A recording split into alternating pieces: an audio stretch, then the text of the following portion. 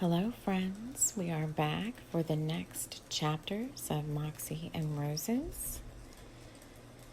As I sit around the cozy campfire, we're going to dive into Chapter 9, Firepower. Diego continued on his work, intent on finishing before Moxie got back. He wondered exactly what she was doing in town and thought to call her, but then decided against it. He still wasn't sure about their relationship, and he didn't want her thinking he was checking up on her. As Moxie drove down the dirt road outside the ranch, she was perfectly clear on her next steps. She needed some time, and that was her first priority. She had already texted Diamond, who was going to meet her for lunch. In the meantime, she headed home for a shower, and then on to find some clothes that might be suitable for ranch life. She was going to ask Pamela tonight if she could stay longer. She could investigate the woods at night and do chores during the day to pay for her keep. It was a win-win situation, and she was certain that Pamela would agree. She even had her horse handling skills and could help in the stables with the riders. Yes, she had it all figured out in her mind, or so she thought. What she wasn't sure of still was Diamond, and how she would react at losing one of her star pupils for a few weeks, and during the busy season at that. Winter always brought folks inside, and lustful men with cash to spend always headed for the Pink Lady. Moxie made a quick visit to her apartment to shower and pack a small bag, already confident in her plan. She headed to the local western wear store and paid for several outfits that might make her fit in on the ranch. Thunder Rose had a reputation to uphold, and she wanted to look the part. She chose a cool yellow Stetson, a pair of Justin boots, several pairs of designer jeans, and button-down shirts, and after paying a small fortune, went to change before meeting Diamond. She wanted to show Diamond she was serious about this vacation and had already set the ball rolling. Diamond Martinez was no fool, and usually when a girl wanted to meet with her, they were either quitting, pregnant, or getting married. She waited patiently for Moxie at the Emerald Club, wondering what her best girl had to tell her. She ordered a Mai Tai and sat nursing it slowly with her eye on the door. It wasn't long before she saw Moxie, and she wasn't exactly sure what she was looking at when she eyed the denim and the huge Stetson. Moxie was visibly cool and wasn't sure how to handle herself with Diamond, but she always knew for her that the direct approach was best. "Diamond, it's so good to see you," she said, pecking the older dame on the cheek and embracing her lightly. "Moxie, my girl, you look fabulous. What's the occasion?" Each woman was inwardly sizing the other up and down, and like a chess game contemplating her next move. "Sit down, Moxie, and let's order, and then you can tell me all about it," Diamond said, making the first move. She wanted to feel at ease, and she knew that Moxie did too. The waiter, who couldn't wait to approach the table now that Moxie was there, sauntered up with a menu. "Hello, ladies. How are we today?" he said in his most professional Texas accent. "We have the sea bass or the linguine on special today. My name is Federico, and I'll be serving you today." "I'll have a Bluebell," Moxie said. It was her favorite drink, made with tequila and Bluebell peppermint bark ice cream over ice. It packed a punch and made her feel festive at the same time. She didn't know why she felt compelled to have a drink so early in the day, but she was letting her emotions guide her, and she wanted to stave off her inner nervous critic, the one that said, "Moxie, maybe you can't do this. You don't have what it takes, Moxie. Look at all the mistakes you've made in the past." She had to reach hard sometimes to shut that little Latina girl up. "A Bluebell it is, and are you both ready to order?" Federico said, standing behind Moxie, knowing that would get him the best glimpse of her abundant cleavage. "Give us a minute, please," Diamond said to him. "I'll be right back with that drink, miss," Federico said, scurrying away. "Moxie, I appreciate you calling me like this, but please let's get to the point. We both have a lot to do, and I don't want our time to be wasted on silliness. You've called me here for a reason, so let's hear it," she said, getting impatient for some reason. Maybe it was Federico and his clear attempt to ignore her and focus on Moxie. She was still a beautiful woman, but always took side stage to her girls. It usually didn't bother her, but for some reason today, she wanted to be wanted. Moxie summoned up her courage from deep within and stammered her first words. You know I appreciate everything you've done for me, Diamond, she said, starting to get her momentum up now. I just feel like I've been working a lot, and I haven't had any time off for quite a while, years to be more exact. There, that was it. She should have felt it coming, Diamond thought. She wants to quit, but that will never happen. Once you became one of Diamond's girls, you didn't back out unless there were extenuating life circumstances. I need to take a few weeks off and get my head together. There's been a lot going on with me lately, in case you haven't noticed, she said, looking her mentor straight in the eye. Is that it? A few weeks? Diamond laughed out loud with relief. Oh, my dear, I thought you were quitting. Is that all you need? She was relieved now, thinking that this wouldn't be so bad after all. Well, what did you think? Moxie asked, feeling into the situation. Just then, Frederico appeared with her bluebell and set it down with a flourish. I don't think we'll be ordering any food, Diamond said, handing him her credit card, wrapped in her business card. You look like a viral young man, and the Pink Lady's always aiming to please, she said, eyeing him with a hunger she hadn't felt in a while. I'll give you a special deal. Just ask for me, love, she said, almost purring. Frederico, who was floundering a little now, backed away and went to go run the card. When he was out of sight, he opened up the business card and felt a heat in his lower body as he read it to himself. Moxie, I want you to feel like you can ask Diamond for anything. Don't be afraid to speak with me, she said, reaching out to touch Moxie's hand. Moxie scooped up a spoonful of her drink and slurped it down, savoring the sweet peppermint flavor mixed with the alcohol. She let Diamond hold onto her hand as she looked deeply into her eyes. You know you can always come to me, love, Diamond said, slowly pulling her hand away. I don't bite. Moxie looked her squarely in the eye, recalling the last time someone had left without saying a word to Diamond. She didn't like to feel intimidated by someone, but in this case she did, and she knew that one of her goals was to get away from this woman and get away with a clean slate and unscathed. No one knew about this secret world that she had gotten herself into. She knew that even Diego was sheltered from it, or else he would never have taken a job there, even if Diamond was his aunt. You see, Moxie knew that Diamond's biggest fears were being alone and being penniless, and the Pink Lady helped her live a very comfortable life, and nothing or no one was going to threaten that. Take as much time as you need, Diamond said, with a scratching in her throat, like it almost pained her to say it. We'll still be here, honey. You know where to find me, and I always know where to find you. What in the heck did she mean by that, Moxie thought. She wasn't going to let it intimidate her, though. She smiled sweetly with her best innocent face. Thank you, Diamond. That means a lot. I just need some me time, and I promise I'll be back in a few weeks. I've just got some stuff going on, and I need to sort it out. Well, that's what girlfriends are for, Diamond said, looking up to see Frederico returning with her bill. She slowly pulled the card from his hands and signed the bill by first licking the end of the pen and signing her name with one complete gesture. I'll be seeing you soon, she said to Frederico, slipping 100 into his hand. Moxie, stay in touch. Keep me updated on what's going on with you, honey. I don't want to have to come looking for you, she said, smiling as she rose from the table.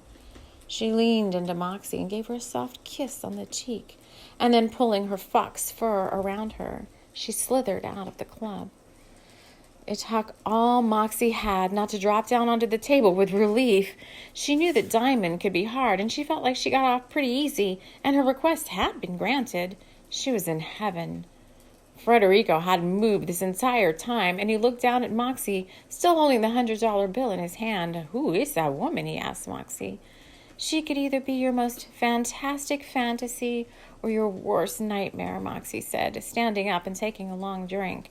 You decide, she said, picking up her bag and leaving the Emerald Club behind.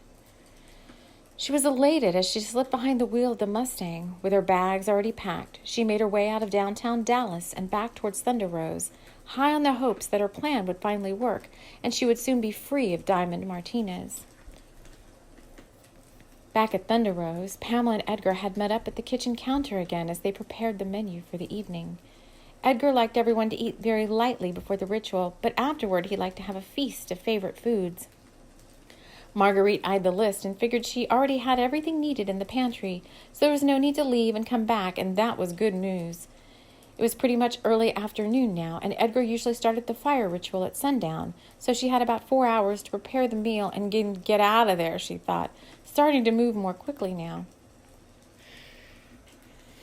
Out in the stables, Amber watched Diego shoveling and pushing the wheelbarrow around. She wanted him so badly it hurt, and yet there was nothing she could do about it. He had clearly let her know that she was too young for him, but what did he know? She could act like an older girl, and she was still determined to prove it, even at the expense of her own dignity. She unbuttoned her top a little further, and starting to sweat now with all the shoveling and moving about, she thought that she looked like a goddess. She always felt so good when she was warm, and she especially liked to sit in the sun and absorb its firepower like a warm yellow disk. It warmed her body and her heart. She was young, that's right, but she wasn't too young to prove to anyone that she was a power to be reckoned with. She decided that her next ploy was jealousy. She would make Diego so jealous that he would be begging to have her. Just then Luke, one of the full-time hands, moved into the stables and saw Amber looking gorgeous in the sunlight. He had always secretly liked her, but he knew that a stable hand had no chance with the owner's daughter. But just the same, it didn't hurt to look and admire her from afar. Amber felt his eyes on her and realized at that moment that he was the perfect answer to her plan. Now, at this moment, she had no real feelings for Luke. He was a nice guy and very handsome, but she had never thought of him as anything beyond that. But in the sunlight, streaming into the stable, their eyes met for a moment, and a plan formed in Amber's mind. And she knew it was such an amazing plan that soon she would have Diego eating out of her hand and begging to take her into his arms. "Hi, Luke. Listen, I need your help with something," she said, looking at him sweetly. "Sure, Miss Amber. What can I do for you?" Luke said, hoping he didn't sound too eager. Maybe this was his chance to get her alone for a moment, he thought. There was always someone around when he wanted to talk to her. Amber looked around, trying to find Diego, and when she saw him a few stalls away from her, she set her plan into action. "Luke, can I see you over here? I have something I wanted you to see," she said, putting her muck shovel down and going into the stall next to where Diego was. Well, Luke didn't waste any time in moving towards Amber. He entered the stall where she was at and found her waiting behind the door. He had no idea what was happening and innocently went further inside. "What is it, miss?" he said, still trying to sound polite with a boyish Texas charm. Amber moved closer to him and stood directly in front of him. "Luke, you know something?" she said a little breathlessly, knowing that guys always fell for that. She spoke loud enough that she was sure Diego could hear her in the next stall. Amber was so close now that Luke could smell her perfume and see the dampness on her chest. He started to breathe a little heavier now, not really sure what was happening, but realizing this is how it always started in the movies. Amber put her hand out and took Luke's hand in hers, not sure if she was doing anything right or not. She pulled his hand up and placed it on her chest. Luke didn't know whether to run away or stay and pull her down into the hay. "Feel my heart, Luke. It's beating so hard, and I think it's because of you," she said, as her bottom lip pouted. "You know I've always liked you," she said, moving in so close to him now that their hips were almost touching. Well, he was hot now in more ways than one, and he still wasn't sure what to do next. "Kiss me," she said, moving into him as he took her in his arms, silently congratulating himself that his wildest dreams were coming true. She slid into him as his strong arms embraced her. His mouth moved onto hers, and she was truly breathless now, needing to come up for air. They parted lips, but his hands were still around her waist. She was lost and still. She didn't know what had come over her. She was like Jell-O now, and all thoughts of Diego had temporarily vanished. "Well, that was unexpected," he said, pushing her hair back from her face and smiling at her with soft blue eyes. Then Amber's senses suddenly came back, and the kiss and the longing disappeared as she remembered Diego. "I'll be right back," she said, running out of the stall to look next door, but there was no Diego to be seen. Only Luke standing in the stall door, looking at her in confusion. "What's going on here, Amber?" he said, suddenly thinking this was too good to be true. "Nothing, Luke. Go away and leave me alone," she said, pushing past him and out of the stables, leaving him standing there in disbelief.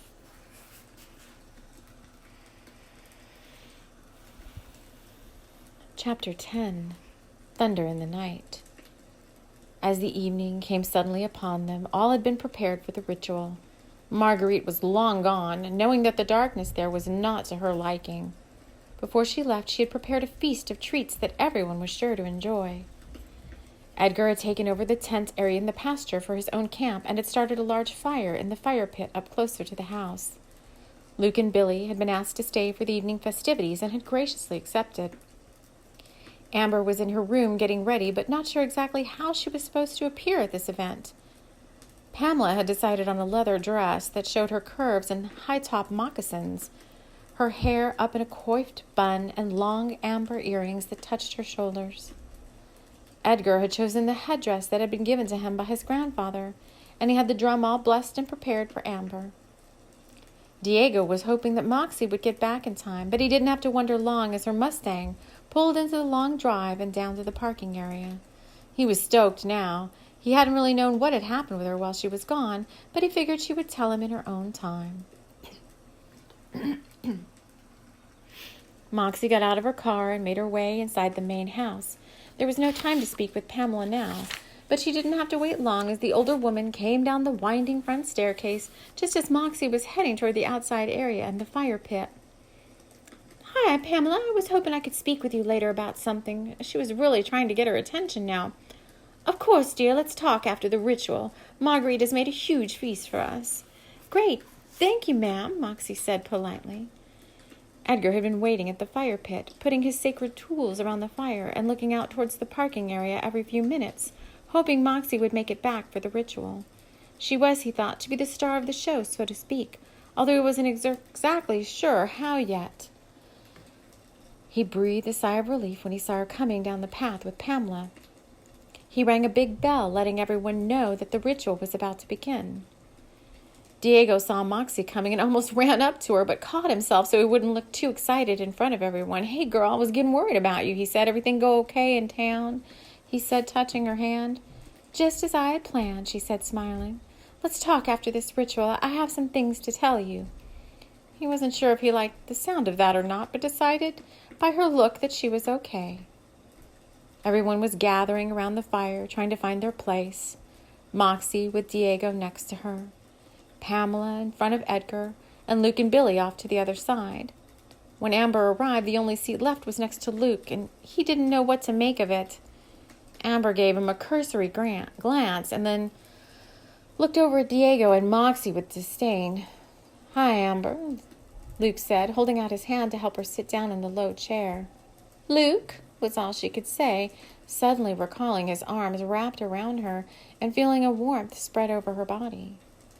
"Thank you, everyone, for coming," Edgar said, starting the ritual. "We don't do these very often, but I've been called by my spirit guides to perform this ritual tonight. Amber, I actually need you over here," he said, pointing to the drum, sitting in a holder next to him. "I will tell you what I want you to do in a moment.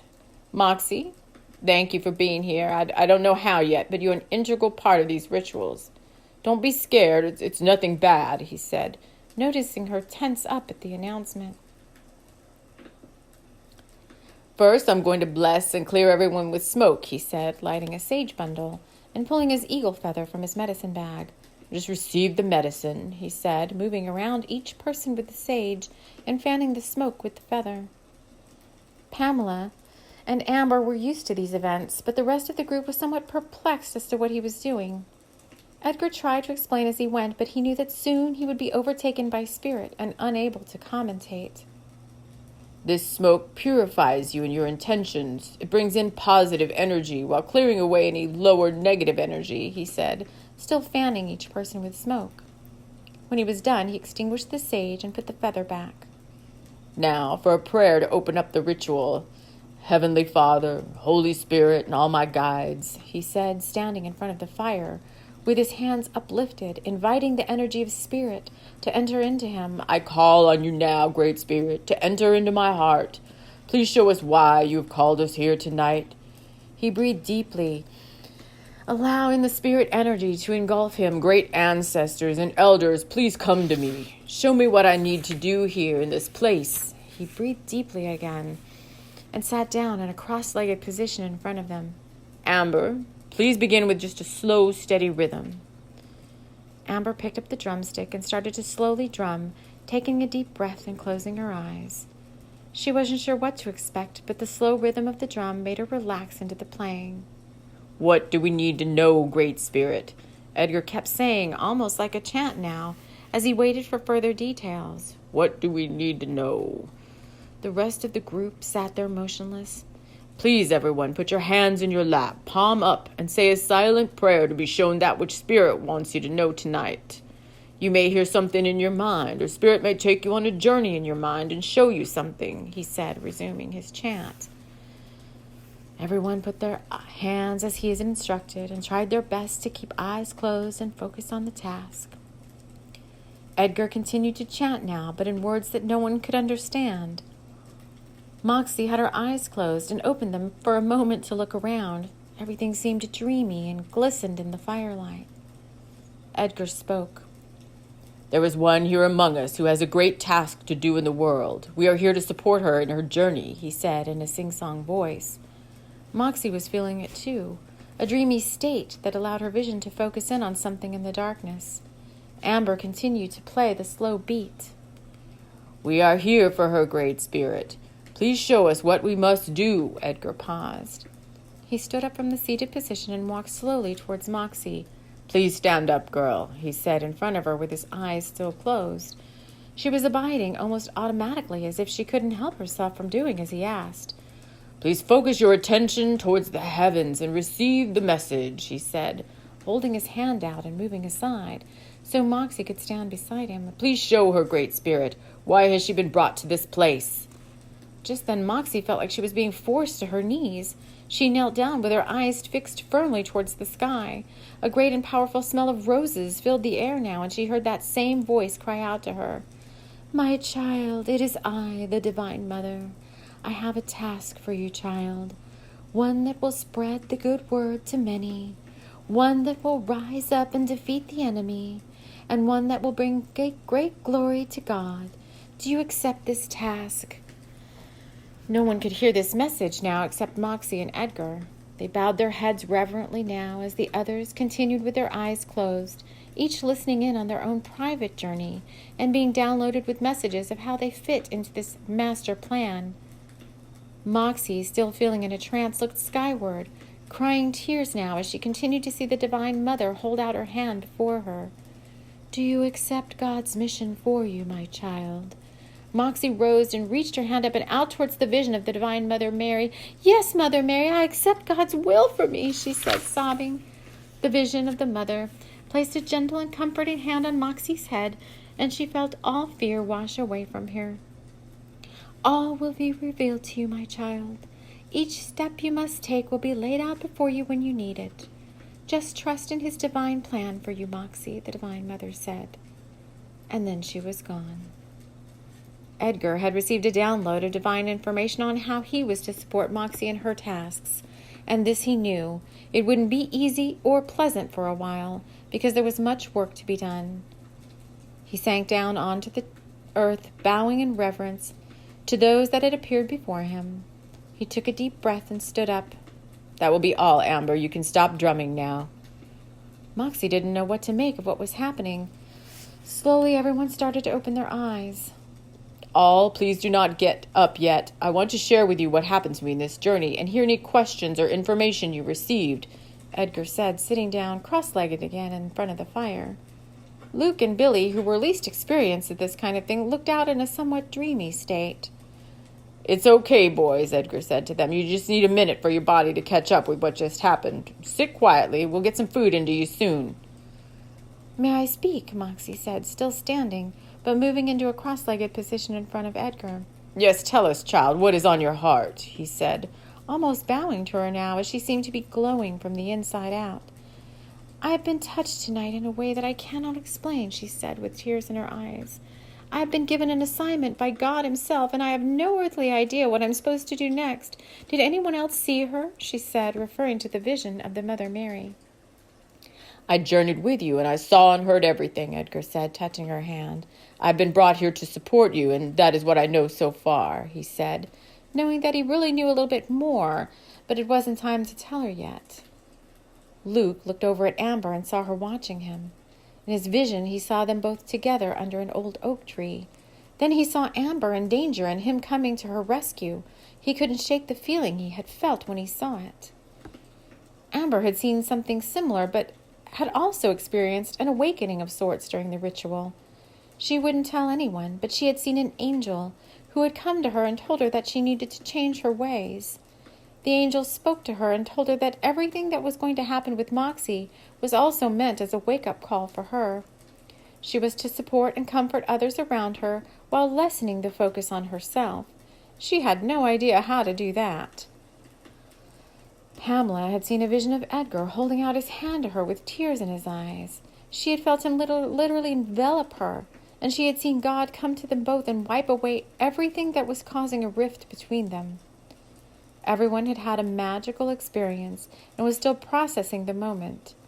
Edgar rose and pulled out his sage again, smoking the entire area. There are dark forces at work here at Thunder Rose. They know the divine plan and have come to thwart it, he said, still saging the area and praying out loud in a deep, confident voice.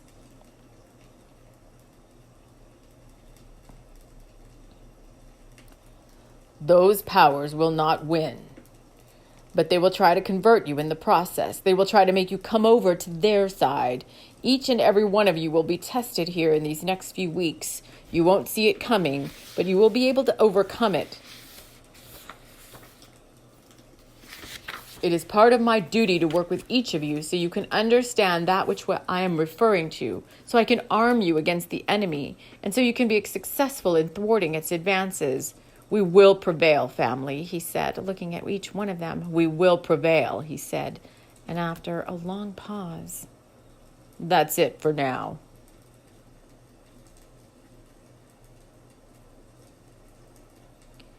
Pamela stood and steadied herself for a moment. Let's eat, everyone. I'm sure you're starved. She moved over to Amber and hugged her lightly. You okay, hon? Yes, Mom, Amber said, still in a daze from the journey. I'm better than I've been in a long time.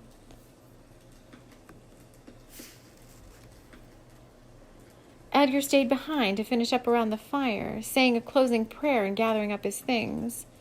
Everyone else made their way up to the outside patio where Marguerite had laid out the food before she left.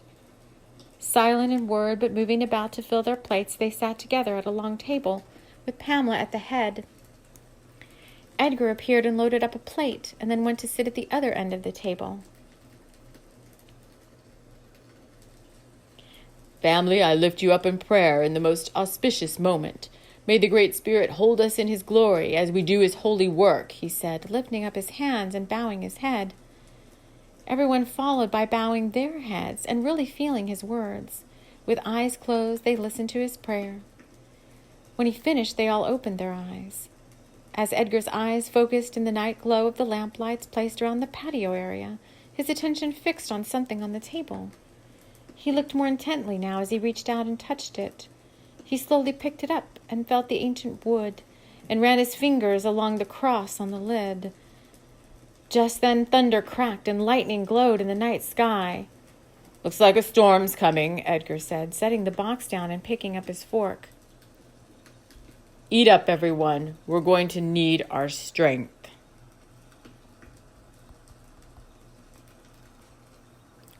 Chapter 11. Wooden Box. As they continued to eat dinner amid hushed conversation, no one could take their eyes off the wooden box. Edgar had felt its power the moment he touched it, but had no idea where it came from or why. Moxie, you say the last time you opened this box and then you fainted, he asked her. Do you recall what was inside? There was nothing there, she said, only a bright, beautiful light, but it overwhelmed me and I couldn't breathe, and so I guess I passed out. Well, that is most unusual, he said. This box has a message for us, and I'm going to find out what it is tonight, he said confidently. The others heard him say this, but weren't really sure how he was going to do this. Luke and Billy were still a little dazed from the ritual, and the food was helping ground them back into reality. Pamela looked lovingly at Edgar from the other end of the table and knew that he could do whatever he put his mind to. Now, if he could only apply that to her, she thought, then they could move forward as a couple. She wanted this and felt that he did too. Amber was looking at Luke out of the side of her eyes, uncomfortable after their last interaction in the stalls. She wasn't sure what to make of him, but she knew after the ritual that she could no longer lead people on and tell lies to get her own way. She was sorry she had tricked him and decided to apologize after dinner. Diego felt closer to Moxie than ever and wanted to help her through whatever this was that was happening to her. He wasn't sure how to help, but he knew that at least he could be there when she needed him. Moxie felt raw and empowered after the ritual. She had never seen anything so beautiful as the Divine Mother. Heck, she had never seen anything before. Now here she was seeing visions and being told she was going to be some sort of divine messenger. It was all so surreal, yet it could be real. These things have happened to people before. She recalled stories about her grandmother who had told her about Lourdes and the visions of Mother Mary. So this wasn't completely implausible. But why her was the question. Was she really worthy to be spreading the good news? She had more questions than answers at this point, so she decided to not think about it right now. The vision had told her she would know what to do when the timing was right, and that she would have everything she needed in order to do this. So she really had no other choice but to wait and see. Plus, she was on vacation at a beautiful ranch, so she decided to make the most out of that experience. Everything here so far, from the horses to the house, the food, and the company, were just what she needed, so she decided to soak it up and relax as best she could. "Edgar, can I help you with that box?" Amber asked, surprising even herself. Her dream vision had told her she was supposed to help, so she was trying as best she could. "No, this is something I need to do alone," he said. "I will go soon and work with it. We will know its true intentions after I open it and explore the energy further. There's no need to worry about me," he said. "This box is not malevolent, only mysterious," he said, picking it up again and running his hand along the edge of the lid. "You don't mean us any harm, do you?" he said, holding it up and turning it over. The thing he didn't realize is that the box did mean to do something that hadn't been actualized yet. And when it did become active, it could be a very dangerous weapon against the dark forces that were closing in around Thunder Rose. The forces whose assignment it was to stop this message of good news and to thwart anyone who tried to break open the secrets that were yet to be told by the Divine Mother to all those that would be summoned here to Thunder Rose to hear them. The box needed to be here and needed to be open at precisely the right time in order to be effective. But that all remained to be discovered in the bigger picture of what was happening. For now it was just a simple box on the table, and that was how it would remain until the time was right. The meal ended and everyone sat around the table full and satisfied. Leave it to Marguerite to make an amazing dinner yet again. Too bad she hadn't been around to enjoy it. But Marguerite was safe at home with a container of the food she had made, safe in the realization that she didn't have to be at Thunder Rose at night. The happenings after dark could make anyone a believer in evil, she thought, as her mind went back to the first and last time she had entered the woods to take a basket of food to Luke and Billy. They had stayed late one night to help Pamela clear some trees that had fallen in the last storm. Pamela had wanted the firewood for the upcoming winter, and the trees were just there, already felled and waiting for the chainsaw. It was an easy job, and overtime pay with a bonus for the ranch hands who didn't usually do this kind of work but needed the extra money. Marguerite had made up a basket of goodies for them when it looked like the job was going to take a little longer than they had thought. Rather than leaving it till the next day, they decided to finish so they could get paid and take the next day off. Marguerite had walked down from the house with the basket filled with all sorts of snacks, small baked pies and quiches for them to try. This was before her fear of the darkness there, and she had walked unassumingly into the entrance to the wood and over and around the trees in her path. The boys weren't far, and she could hear them in the distance with the chainsaw grinding and their boisterous conversation. She had stepped out from behind a large pine tree and had seen something behind a smaller tree. She thought it was one of the boys playing a trick on her, or maybe even Amber, who knew of her skittish nature, trying to be funny by hiding and then jumping out at her. It could be anything, she thought to herself, but she continued moving towards the sound of the boys. She really just wanted to deliver the basket so she could be on her way. As she got closer to the tree, she saw something shadowy move away from her and start off in the other direction. "Hello, do I know you?" she had said after the figure. She was getting a little nervous now as she watched the figure move from her. Hello, who are you? She said again, thinking maybe it was the boy from the other ranch over. But this was no boy, or Amber, or anything human. The figure, who she still couldn't make out in the dusky twilight, turned slowly to face her. Something inside of Marguerite shifted as she slowly set the basket down. "Stop playing around, do you hear me?" she said, with her voice trembling slightly now. But the figure moved towards her and reached out to her, and then it happened. Its hand, or whatever it was, seemed to be grasping and reaching out, and then the thing, which is what she was calling it in her mind now, dropped its hand and reached up to remove what appeared to be a hood. Marguerite dropped to her knees and called on God to help her, and then she heard it and felt it ripple through her body as she knelt with her hands over her eyes, a blood-curdling scream followed by a low growl. She parted her fingers to look through her hands, but she was trembling so much she thought she was going to faint. The scream stopped, and the thing turned back to look at her now. There was nothing under the hood, no face, only eyes, sinister and dark as coal. The thing moved swiftly now, up and through the trees, and then it was gone. Marguerite screamed and fainted next to the picnic basket. When she came to, Luke and Billy were standing over her, and she was laying inside the house. The memory of the thing and the scream, too much for her mind to comprehend, had settled itself somewhere in her psyche where they didn't have to be recalled. The only thing she remembered was the figure and the eyes, and a great, overwhelming need to keep as far away from the wood as possible. So that is what she had done. She never went near the wood again, and she never, ever stayed at the ranch after dark. As the evening wound to a close, Edgar stood from the table and picked up the wooden box. He turned it around in his hands and then placed it in his medicine bag. "Friends, it's been a long day. I'm going to turn in now. You should sleep very peacefully tonight after the ritual." He walked over to Pamela and kissed her cheek, and then walked out towards the path that led to the pasture and his camp. Amber followed, not sure why, but she wanted to offer her assistance in some way. Edgar turned and motioned her back to the house. "I've got this little eagle," he said, not sure where that name had come from, but it seemed to fit her at the moment. "Go home now and get some rest." "Okay, Edgar," Amber said, somewhat relieved that she didn't have to do anything. She turned and started back up the path and bumped right into Luke. "Amber, can I speak to you?" he said in his Texas drawl. She liked it when he spoke to her like that, like she was a lady that demanded respect. "Well, sure," she said, still embarrassed from the earlier incident. "I wanted to talk to you, too." They walked behind the stables, and under the moonlit sky, they stood to face each other. Luke spoke first. "Look, I didn't really like what happened earlier. If you like me, that's one thing, but don't ever use me to get to someone else. I won't stand for that. Is that what you're doing, Amber?" he said, looking her square in the eye.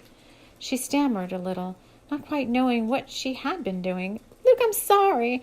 I wasn't thinking. I was just reacting in the moment. I thought I liked Diego, and I was trying to make him jealous, but our kiss, it really meant something to me. I felt something I've never felt before. Can you forgive me for being selfish?" "Well, that's more like it, ma'am," he said, touching his hat, and then removing it, realizing it wasn't mannerly to be wearing a hat in front of a lady. It was something his grandfather had always taught him, to be courteous and kind to others, but especially to be gallant with a lady. They moved closer to each other now. "So you felt something when we kissed?" he asked expectantly. "Oh, yeah, like my knees were going to give out underneath me," she said as he moved even closer to her. "You mean like this?" He reached around her waist with one hand and pulled her into him. His lips bore down onto hers with a passion he hadn't expected. Amber, wanting to step back at first, leaned into him at the touch of his mouth on hers, and then her arms encircled him and she was lost in his embrace. When the passion subsided, she drew away slowly, savoring the taste of him in her mouth. "Yeah, like that," she said, laughing as she turned and ran off towards the house. Luke could only stand there in complete wonder of her, and he knew at that moment that he was falling for her. So there was nothing else for him to do but go back towards the stables and get the horses ready to bed down for the night. He thought about chasing after her, but decided against it, knowing that if Pamela saw them together, it might not bode well for him. He was a ranch hand to her and nothing more. He liked Amber, but that didn't mean that Pamela would like or even condone Amber being with him. Not like that, anyway. So he was content with the way it was for now, and he would have to figure out a way to get closer to them both. As Amber headed back to the main house, she glanced back to the pasture and the campsite and could see that Edgar had started a large fire in the main area. What was he going to do with that box, she wondered, and as her curiosity got the better of her, she decided to wander over and see. She didn't want Edgar to see her, so she moved quietly. What she didn't know was that Edgar was an excellent tracker and scout, and he could sense an eagle or a young girl from a mile away. He knew full well when he was being watched, but this was not the time to call her out. Let her see, he figured, and if she wasn't frightened away after what she saw, then she could stay next time and help him out. Heck, he needed an apprentice anyway. He knew that he was getting older and that he wouldn't be here forever, and he needed to pass on any knowledge he had to someone, and it was just what might be needed this winter at the ranch.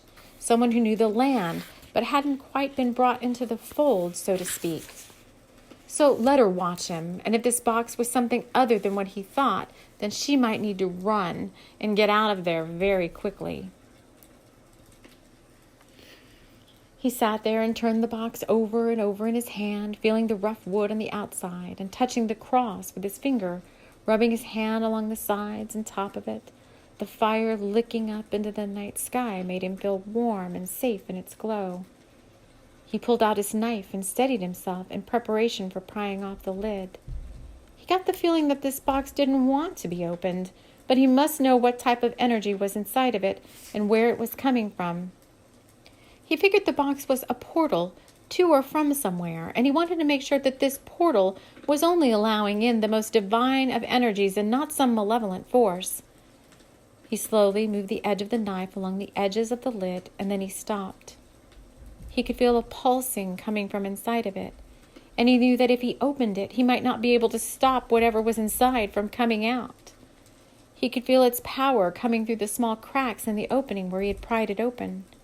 Then he felt the energy inside surge, and the lid flew off and onto the ground across from the fire, and he felt a huge jolt go up his arm where he was holding it, and this caused him to drop into the ground. He stared up at the sky and called in all the protection he could think of, asking God to hold him at that moment. From her vantage point behind some small bushes, Amber was thrown back by the force of this energy, and she gasped as she hit the ground. She let out a loud shriek, and then she fell silent as she watched what happened next. She couldn't believe her eyes. She saw a bright light, and then she saw it. This thing inside had no form, only light, so bright and intense that you had to shield your eyes to keep from being blinded by it. But strong as it was, this light didn't hurt, or even make her feel as if she was going to lose her mind like she was afraid of. Instead, it made her feel warm and loved inside, and she basked in an energy so deep and intrinsic to her being that she started to cry. And Edgar felt it too, the energy of complete and total love. And this, he thought, is what would save all of them from the dark force inside the wood. He would have to be very discreet with it and hide it until the time was right because of its power. He felt he needed to hold it and not let go of it, and in his focusing on the energy emanating from it, something inside him shifted. He saw himself and all his rights and wrongs. He felt a deep knowing that he should no longer be afraid of anything, let alone love. He needed to open his heart, and he needed to allow all of it. The love, the fear, the longing, the distrust. Let it all in, and then let it all out, just like breathing. He needed to let his love guide all his actions, and that included no longer pushing Pamela away. He needed to let her into his heart, and this feeling was so strong that he felt like he needed to get up and run to her right now, sweep her off her feet, and declare his love for her. But he composed himself first, got up and retrieved the lid, and moved over to the box and placed it back on, tamping it down to ensure it was securely on. Then he stood over it and let out a long wail. It was as if all the grief in his heart poured out into the night air. And such was the immensity of his pain and old untended grief that the energy of it filled the night sky. And Amber could feel it move over her like the saddest feeling she had ever felt in her life, but even more than that. And she started to cry at the touch of it, and she lay her head down on her hands and wept for him and all his loss. And in doing so, her heart opened even further, and she decided then that never again would she allow herself to hold in her feelings. She would feel all of them at the moment, all the joy and sorrow and sadness. And then she knew what she must do.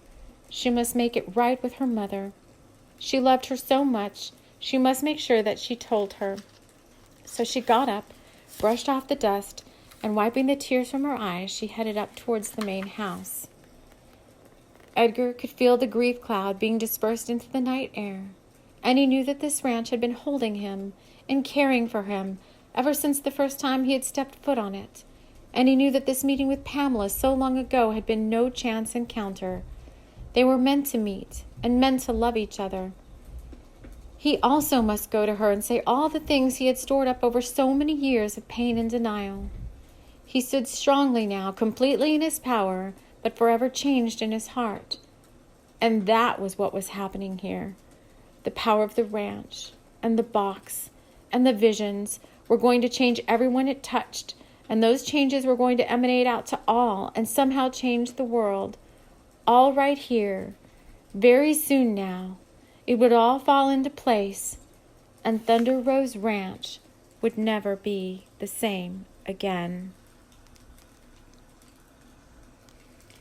So that is where we're going to leave this, folks. Thank you so much for listening, and we will see you all again soon for the next chapters. Take care.